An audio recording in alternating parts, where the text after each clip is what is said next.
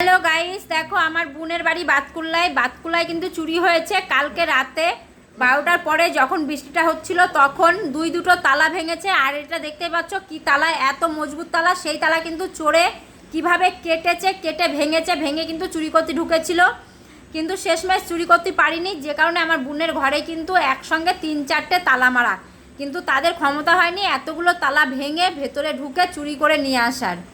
তো এই দেখো চোরের কত সাহস, বা এত চোর বেড়েছে সারা দুনিয়ায় বলার মতন না।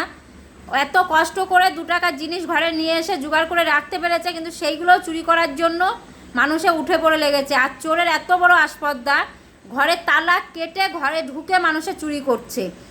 মানুষে এত কাজ করে, যারা চুরি করছে তারা তো রিক্সা চালিয়েও খেতে পারে, তাহলে তো চুরি করতে হয় না, তাই না? চোর ধরা পড়লে তো পুলিশের মার পাবলিকের মার দুটোই পড়বে, কোনোটাই কিন্তু বাদ যাবে না। তো তোমাদেরকে বলি সবাই একটু সাবধানে থাকবে, আর ঘরে সবাই ভালো তালা লাগাবে, আর সবাই বেশি বেশি করে লাইক কমেন্ট শেয়ার করে দিও, সবাইকে ভিডিওটা দেখার সুযোগ করে দিও।